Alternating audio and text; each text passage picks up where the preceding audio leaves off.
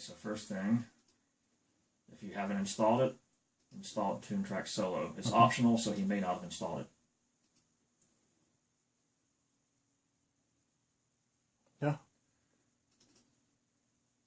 Launch that. It asks you which do you want to use, Easy Drummer, Superior Drummer. And he's working with Superior, so we say Superior. Okay. Still get the Easy Drummer kits from Superior. Sure. Now, since you think you don't know where the kits are, they're not showing up here, or nothing's happening when you select them, so you realize you have an installation issue. I don't, so this is what happens if you don't, but guess what? I forgot. I haven't registered this one yet. I haven't given it the serial number. First time, you'll have to give the serial number, but only the first time. Right. If you move the library on your disk, I think it may lose its sense of the serial number. You may have to do it again, so don't lose the serial. I'll have to do this later, though. So we go to the settings window, and anything that has been installed and the installer knows where it is will show up in this list. It doesn't mean it can find it. It just knows that at one point in time that was installed and the program was made aware of it. This particular one is an Easy Drummer kit. Superior can load Easy Drummer as well. Okay, so it knows where to find it. Let's forget those for now. Let's go straight to the Superior Drummer kit. And it does know where it is. And I gave it an external drive. But let's pretend I didn't. And it asked me, where is it?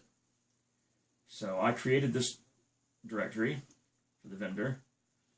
And under that, I have a directory for each of their three main products: Easy Drummer, Easy Key, Superior Drummer. And it's applicable to PC as well, right? Should be. Okay. Yeah. And then, so I give the installer this directory when I install it now because I know better. I didn't know better the first time. So I had to create this directory and move these from elsewhere.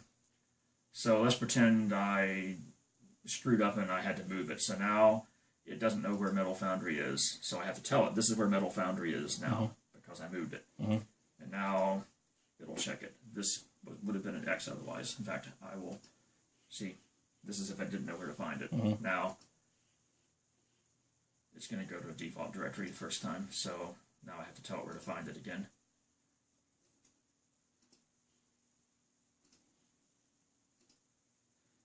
And you don't create these directories, the installer does. You create the directory above it. Now it knows where to find it. Okay. Now, say there's one I've installed that I moved and it doesn't even know that I installed it. Same technique, except it brings up the same dialog, but now it's looking for one that isn't in the list. So let's pretend I didn't install Metal Foundry. Pretend I installed it really bad and doesn't know where it is. So now I need to add it to the library so it knows where the path is. Well, if I hadn't, it would have simply added it. But since I already did it, it says you already did it. It's already in the sound library. Right. But it wouldn't matter. That's the technique. You're done at that point. Except for that, now we want to use it. So now we want to use it for the first time.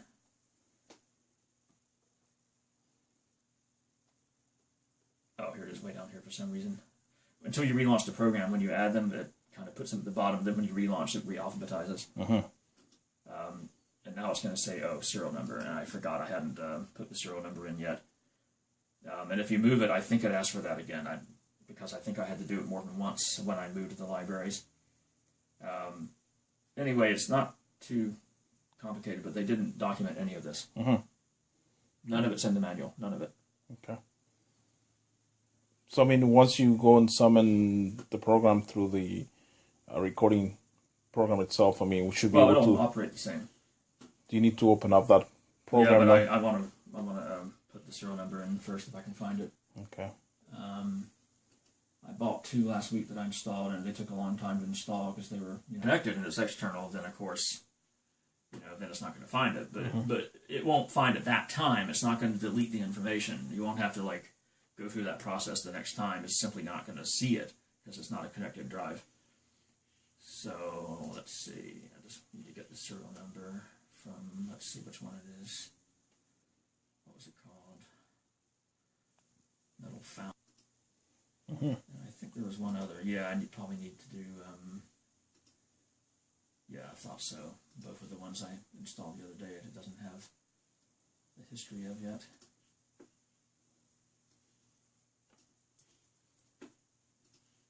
If you're shooting this on camera, it won't matter because you can't have the serial number on two computers, no. So nobody's going to cheat me. I'm not even looking at it. I actually not. I'm just basically trying to grab the information as to following steps. Yeah. Anything numerically that I'm pulling right now, I'm not recording. Yeah. So yeah, I'm pretty sure that all the others were already recorded. Just you see how the Easy Drummer kits aren't as big. They don't have as many kit pieces. They don't sound as good either, but I bought a couple. They were so cheap, $19 each. I thought, what the hell? They cover some genres where there's kind of a specific sound, and I thought, well, I might as well have these.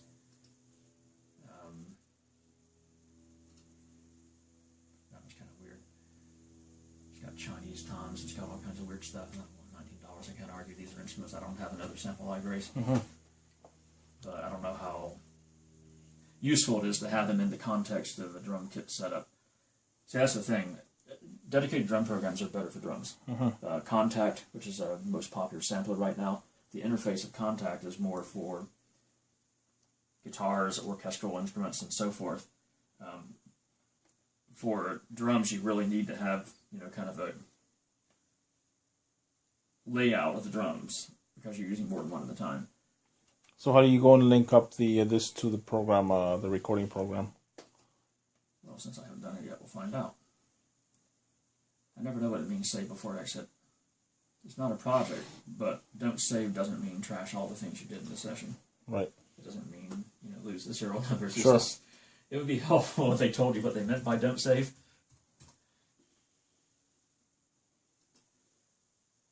Oh, God.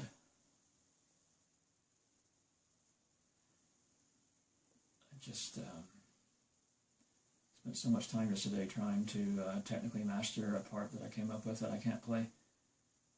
See, when you're a composer, you write things that are not necessarily easy to play. Sure. That's why it's different than jamming.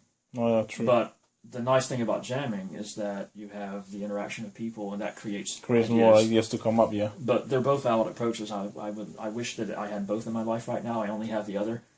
But I don't know whether the part I came up with should be two guitars or whether a really good acoustic.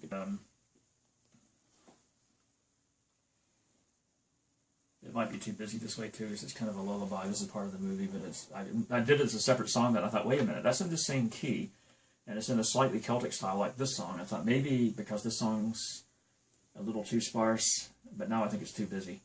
I think maybe even though it overlays, it might be too much because it's meant to be a lullaby. Sure. So that's the sort of thing I miss not having someone like Jason around. Because I have trouble with those decisions on my own without somebody else's feedback. It's like, well, the plug-in version, see, it looks almost the same. But it's a little bit different up here because it's this stuff is different. This is stuff you get with plugins. Right. And all plugins have this. They're all the same on every plugin.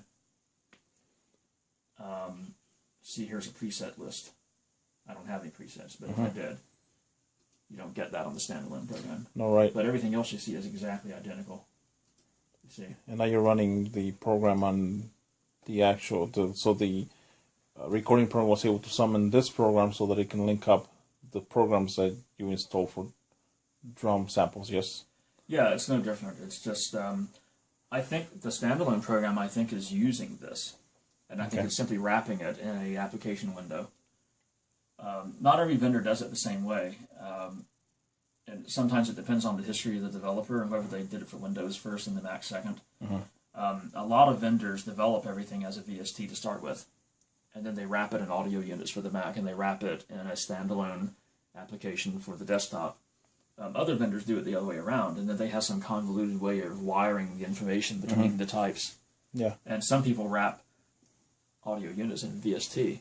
This is why I don't want to go to VST, because sometimes the performance is worse on the Mac because they wrapped VST around audio units, and other people wrap audio units around VST. Yeah. And here's the other thing. Steinberg is an evil company. Even after Yamaha bought them, they're still an evil company. just last month they ripped all support out for the old VST format. They only support VST3 now.